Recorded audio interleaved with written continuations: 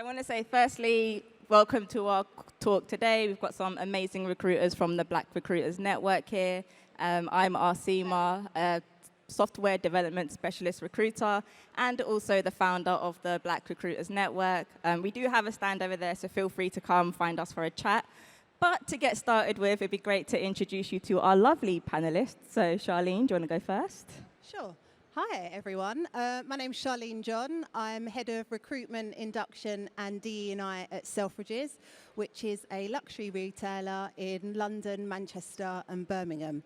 And I have been there for about 2 years and have worked in recruitment for, my goodness, about 25 years. So I'm the dinosaur on the stage. Nice to meet you all. Hi, my name's Alix. I'm the founder of Bloc Recruitment. I've been in recruitment for around 11 years now, of that in tech. I started my own company around 17 months ago. Our focus is supporting tech startups and scale-ups and helping them to retain and attract talent with diversity in mind. Hi, everyone. I'm Danielle. I'm a co-founder of a product and design recruitment agency called FoundbyFew. I also host a podcast called How to Get My Job, where we demystify and speak with amazing, successful people and how they navigated their careers. Hi, guys. My name's Asad. I currently work at Activision, recently acquired by Microsoft, so officially I work for them. And essentially my job is to do strategic planning for recruitment. So everything from D&I, branding, things like that. I've been really lucky in my career. I've had the great fortune of working at Google, Uber, and the BBC. So I'm really excited to kind of give you guys the inside track on how to get into any of these type of organizations if you want to. Perfect, thank you. So to get right into it, I think we had to start this conversation basically talking about the tech industry. From a recruitment perspective, it's definitely gone through it this year in terms of the hiring, the layoffs, and everything in that sort of realm. So I guess to sort of kickstart it to the gentlemen on the panel, from the respective fields of your recruitment areas, I guess how have you seen the recruitment and the tech industry sort of change this year? In the tech world, in terms of recruitment or general roles within general? Tech? Yeah, so it's changed. There's been the tech apocalypse. I don't know if you guys have heard of that, where everyone's been made redundant recently. I think every big company has made about 10,000 plus redundancies. So it's crazy times at the moment. But with that has come great opportunity because there's new roles becoming available every single day. So that's super exciting. In my world, it's mainly in gaming at the moment, and we don't see a lot of black faces in gaming. And that's something we're really working hard to try and actually bring more people of color, especially black people, because there's a few Asians, especially black people, into the world. Yeah, I guess from a general overview in the tech market, what I've seen, definitely, like you said, there's been a lot of layoffs, there's been a lot of hardships, but I think the way in which the pace the tech market is moving has been really encouraging. I mean, if we take the last couple of years, for example, cloud computing, Web3, AI, it's been huge amounts of investment, which has created a lot of new jobs, a lot of new skills that are going to be demand. So just thinking forward and ahead, if we still grow at this pace, there's going to be a lot more opportunity, I'm sure of that. But you don't necessarily have to be a software engineer. So that's really what I want to tell everybody, is there's fringe kind of tech roles that you could excel in: project management, recruitment, all the HR pieces, but also design, UX, your world, UI. So yeah, there's ample opportunity apart from just being a software engineer to get into tech. Very true. And even some of the conversations we've been having through our stand here, we've had a lot of questions about then how do you go about finding the right role in tech for you, because it is so fast and there are many opportunities. And Danielle, I know the work you do with FoundbyFew, you really go into like the schools and the colleges to kind of give people an insight into the other types of roles. Yeah. So I guess for anyone here that's looking or trying to figure out how to navigate like where in tech they fit, what would be the best advice you could give them? Yeah, so I think, first of all, like, if you're unsure about which area to specialize in, the first thing I would say is don't worry, because it's perfectly normal and a lot of people feel this way. And also, like, this is quite a tricky question to answer because, like, everyone's career journey is very personal to them and is unique.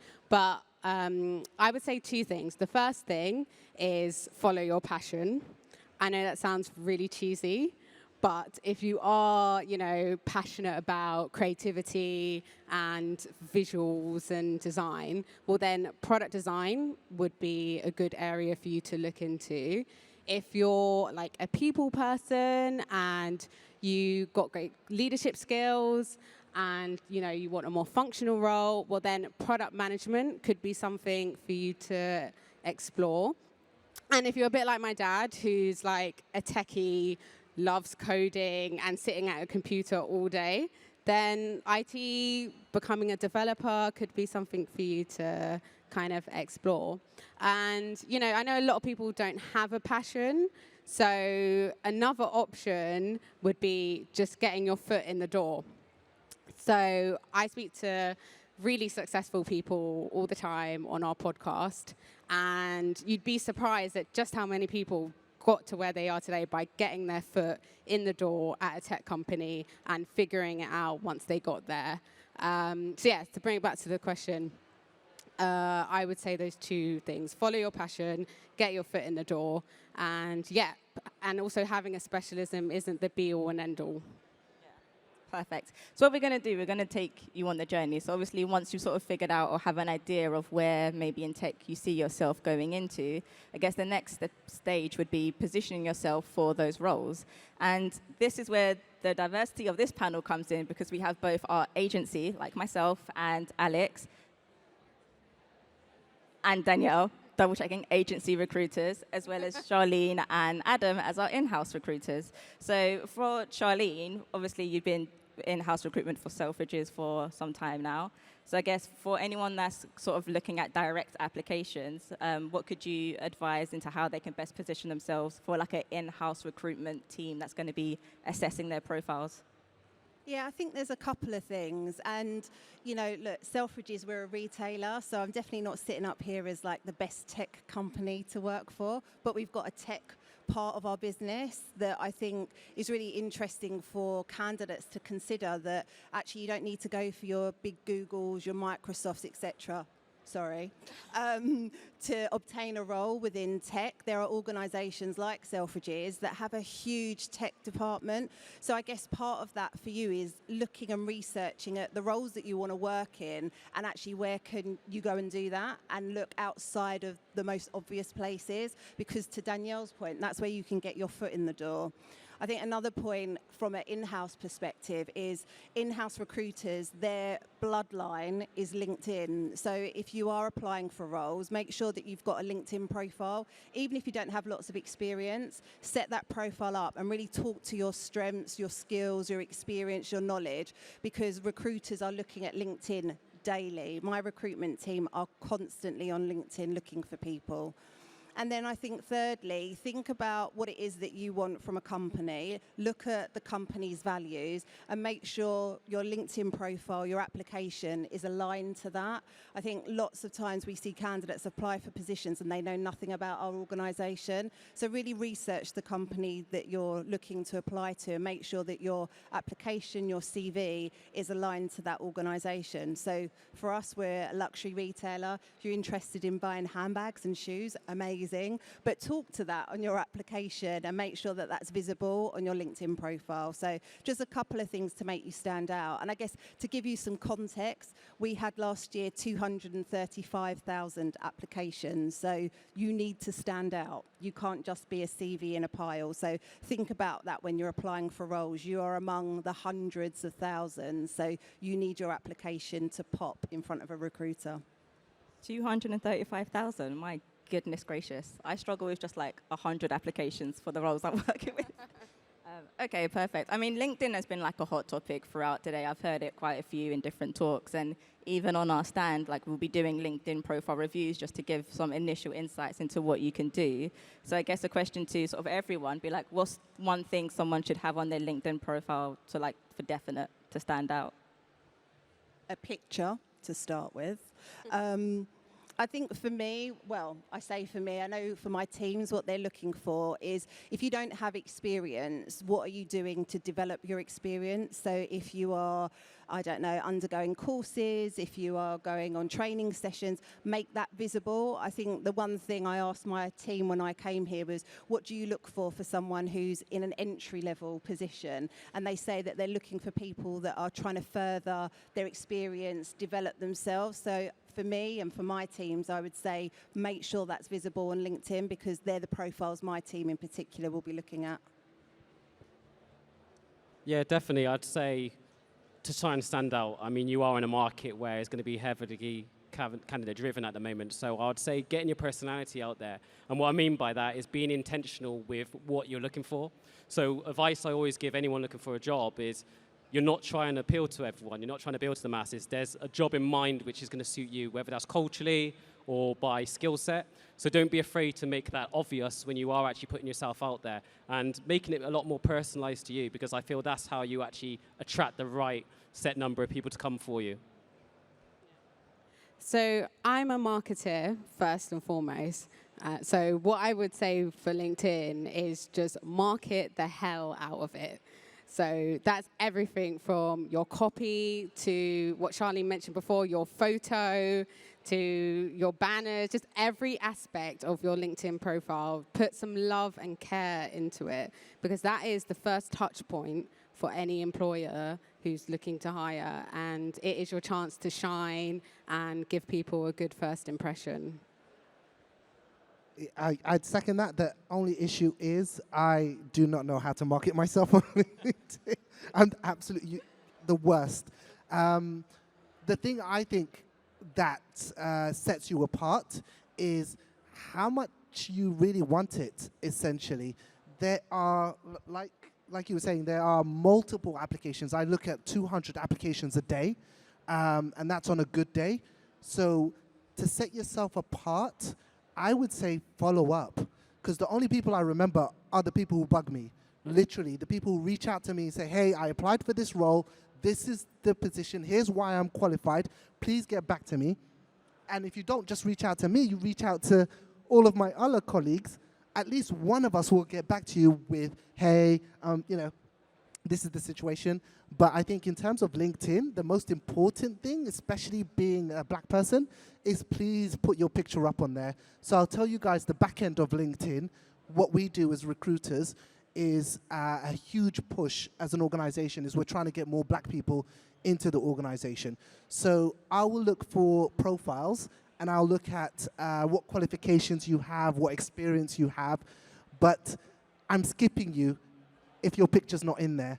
And I'm lingering longer if you're a black person, because those are the exceptional, those are the individuals that I'm being targeted now and tied to my bonus to get more people into the organization, such as yourselves. And if you don't have a picture, you're non-existent.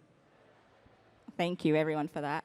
So today at Black Tech Fest, it's very much surrounded around early careers, whether you're looking to get into tech, do a career switch into tech, or land that first job into tech. And sometimes some questions we get asked is like, how do you navigate that career switch, that resume gap, and is it seen as a hindrance, essentially?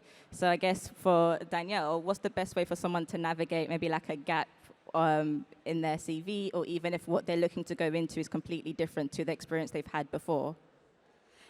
Yeah, so with a career gap, career gaps are very normal. Many people have career gaps on a CV. I have a career gap on my CV.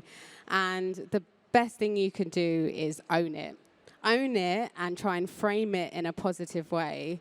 So, for example, I took some time out to focus on my health.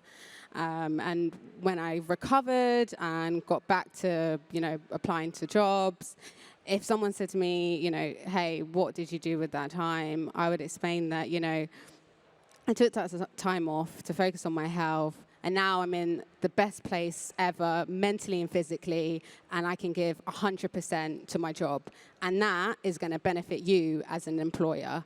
So to answer your question and bring it back to the question, just try and own it and put a positive spin on it, and don't let it hold you back from putting yourself forward for opportunities. And my next question is a little bit off the cuff on this one, and specifically for our in-house recruiters, so Sharlene, don't worry, it's nothing too crazy. Sharlene and Adam, I guess because you see like the full hiring process internally and how that goes, where do you see the most areas where people sort of fall off in the hiring process, and how can they better prepare for those stages? So for us, we have different processes as part of our recruitment process. And one of the stages is a video assessment. And I would say that, I'm going to be a stat queen now, 72% to be precise. We see 72% of candidates drop out for particular roles at the video assessment stage. So I think, you know, the way the recruitment world is evolving and has done over the years, be prepared for the fact that you're going to have to do some kind of video assessment, whether it's gaming, whether it's an actual video of you talking. Think about that and think about how you want to come across in that interview or that part of the assessment. What do you want to say? What research do you need to do to ensure you come across the best as you can? Because that is part of the process, particularly for us as a business. And as I say, we see a huge number of candidates drop out at that stage. We also see a number of candidates drop out at second stage. So we have our video assessment or our gaming assessment as step one. Step two is an assessment face-to-face. And then the third step is coming in and doing some kind of a test or a presentation. And we see a number of people drop at that stage. So again, I think talk to your recruiter and understand what the process is for that organisation, because it will be very different in different businesses. So understand what you're going to have to go through in terms of applying for that role and be prepared for it. So there's nothing that surprises you, because I think a lot of it is when people see they've got to do a video or they've got to do an assessment and then they suddenly freak out and then they drop out of the process. So I would say just prepare and research what the recruitment process is for each company you're going to. Make sure you're happy with that. So I'm guessing the question was about process. Yeah, process. So like, where do you see people generally maybe don't fall off in your process, and what can they do to better prepare? So in terms of preparation for the process, there is a cheat code, and we gatekeep this a lot, but in terms of the job description, that has absolutely everything you need and practically everything you'll be asked about within the interview. So essentially, if we need somebody who has XY skill set and we've listed it out in the job description, that's essentially what we're going to ask you in the process. And this is something that essentially I tell all my the people I speak to, in terms of who gets the job, it's hardly ever the most qualified. And I've been doing this for 20 years. It's hardly ever the most qualified who gets the job. Most of the time, it's who's the most likable to the hiring manager. So essentially, what I've seen is a lot of the times what you have to do is really get to know the people who are interviewing you.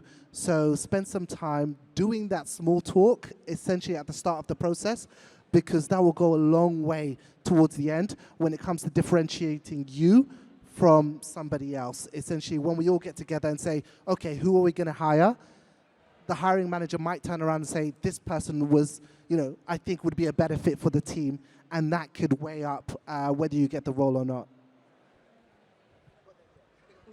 Hi, just to follow up on that, and I think it would be remiss of me not to highlight this, given my hat working in diversity, equity and inclusion. And look, I completely agree with what Adam's saying around, being likable and kind of team fit. But what I do want to say to the audience is kind of be rest assured that there are processes that are non-biased. There are processes that are diverse and inclusive. You're not being assessed on whether or not someone likes you.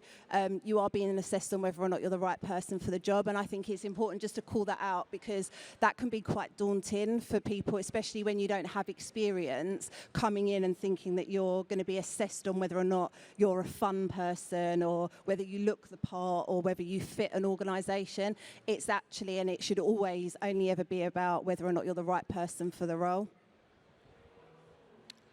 Very true. I think Adam agrees as well. Yeah, there's definitely a process. Yeah, 100% agree. Adam just got told off on the stage. Yeah, exactly. That's what just happened. Perfect. Well, what we want to do, we want this to be as interactive as possible. So we also want to open the floor to any questions from the audience. If you have anything for our recruiters here. So does anybody have any questions that they'd like to ask? The lady here in the pink jacket. Does someone have a mic? Yes, coming to you. Thank you. Sorry. My question is, when you look at the job descriptions, sometimes they require qualifications that you may not have, and some of the things you're able to, but not everything. So how do you approach that if you do get an interview? So in terms of the job description, you don't have to have absolutely everything. So I think it was Mackenzie that did some research in terms of who applies for positions. And there's a big differential between how many men are applying for a role to how many women. So sometimes, and I don't want to be general here, sometimes men will look at a role, can do 2 or 3, and I'm guilty of this. I can do 2 or 3 things on the job description. I'll apply for the role. Whereas a lot of the times, what tends to happen is if you feel like you can't do every single thing on the job description, you hold back.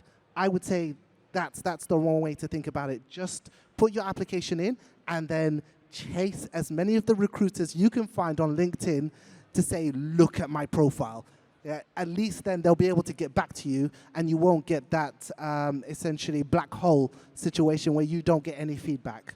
So that's my way, but it's probably different to everyone else's. Yeah, I think to touch on that, or don't let it deter you if you don't have everything on there, because there will always be some skills which should be listed desirable and essential. But what companies, and in my experience, we look for, like Adam said, the most qualified person usually isn't the one that gets a job. We're looking for potential, and companies will look for people who they can work with and are coachable. So my advice is, as long as you're willing to do the role, put yourself forward, and in those interviews, what they're looking for is someone who's willing to take on that responsibility and someone who can grow with a company. And I would just call out a company's values and their mission, because I think that's something that sometimes gets missed. So people often concentrate so much on the job description, and of course that's so important, but also a company's values, what their mission is as an organisation. And I think if you can show in an interview your alignment to those things, that actually holds so much weight. So if you don't have those things that need to be ticked on that job description, if you have the right values for that organisation and you believe in the mission statement of that organisation, and that comes through in an interview along with the potential, actually that makes you a really strong candidate, because that's somebody that's going to come in, fit the culture, the value of that organisation, and develop with it. And more often than not, that's what an organisation's looking for, rather than someone super skilled and experienced but with a really bad attitude. I hope that helped. Is that all good? Perfect. Does anyone else have any questions they'd like to ask?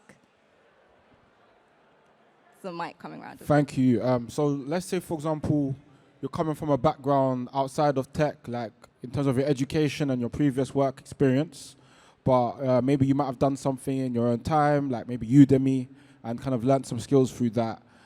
On your CV, when you're making applications for like entry level or like graduate roles, where would you put your skills? Would you put it above your current like work experience, or like where would you kind of position that, and how much detail would you go into it?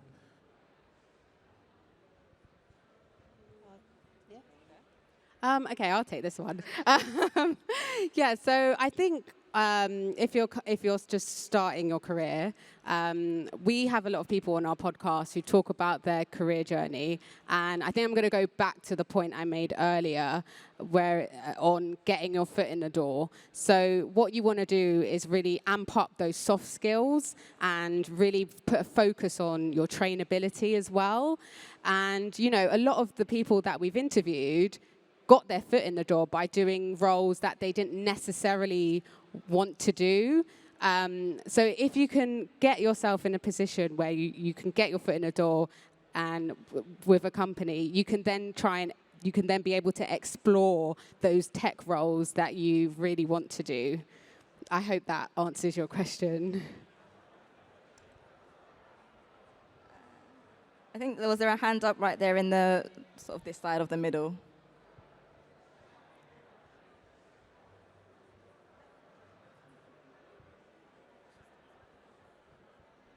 Oh, I have a question, actually, if I can. Basically, my question was, in the video interview, how do you actually go about marketing yourself? Because I feel like when you're trying to market yourself in person, you can tell by someone's body language, you can bounce off them in person, but I guess fully trying to market yourself in the video interview and show what you're about, what makes you stand out, your skills, how would you say is the best way to go about doing that? I think it's a really good question. And look, I think the easiest probably answer to that is listen to the question that's being asked as part of the video assessment. So we often, and you know, it's been a long time since I've assessed videos, but my team will often tell me that people will come on screen, then they'll completely talk about something completely different to what the question is.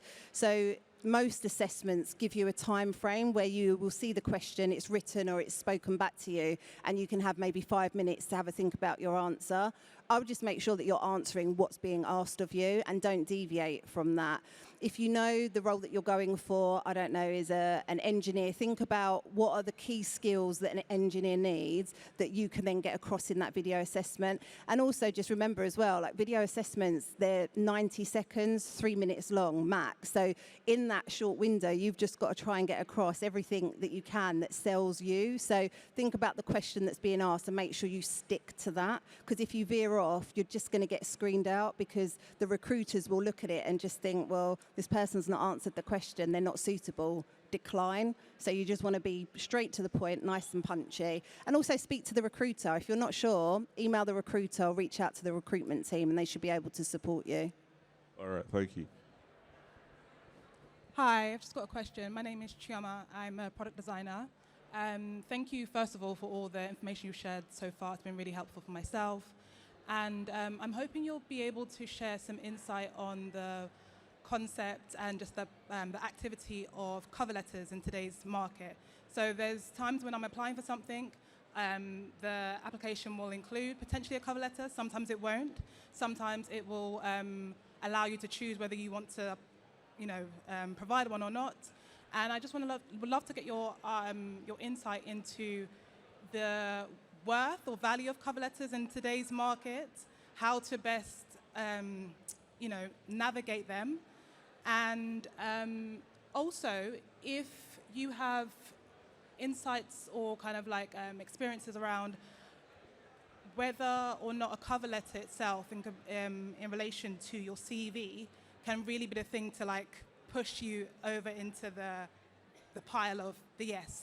And also, secondly, if you guys are able to answer, proactively building relationships with recruiters and best tips that you found in your experience as well. Thank you. So I think I will speak to the first point about the cover letter. So like you actually said, the cover letter, the importance of it is very much dependent on the company and how much they value it. But I would say if you are a product designer and you are exploring a career in product design, the most important thing you can do is have a portfolio that is up to date. So I spoke with an amazing design leader recently, and I'm going to steal his line. So he says that as a designer, your portfolio is your currency. And what he means by that is having an up-to-date portfolio is the best way for you to get some of those top jobs. So my advice would be have an up-to-date portfolio and really try and put some care and love into your portfolio. And in terms of, so basically there's two industries that still really desire cover letters, legal and professional services, so consultancies, industries like that. They desire a cover letter, and sometimes that can put you over the edge. But most tech roles, you don't necessarily need it. If it says it's an option, we mean it's an option.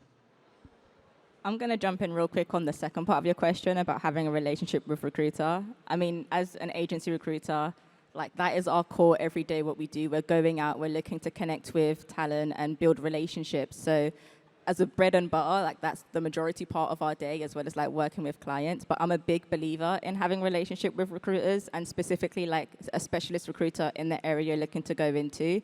That's definitely one thing we're trying to tackle with sort of the BRN network as a whole. Like we're a community of 250 plus recruiters. Predominantly, quite a lot of us are in the tech space, as you can imagine. But we all specialize in different things. So like myself, I specialize within like back-end software development, recruitment, niche of a niche. And then Danielle was in sort of like product, UX, UI. Alix does more like front-end software as well as like tech sales. So everyone will have their specific area of course what they recruit for. So really and truly like finding the right recruiter for you can be such a long-term relationship and really progress your career. And even just have it as a place to go to for any just like insight and advice. It's not always about using them to have it like for a job. Obviously like that's one aspect of it, but then also like how to navigate the hiring processes, how to navigate the salary conversations, how to just do like a CV review. Like there's so much you can gain from having a good relationship with a recruiter. So I would definitely say invest the time to like try to find one that works for you, because yeah, there's a lot of us out there and we do hound sometimes. But I think that is our time up for now. If you have any further questions, then feel free to come to our stand. I'd say big thank you to our panelists today. So a round of applause to them for taking the time out. And that has been the Black Recruiters Network. Thank you.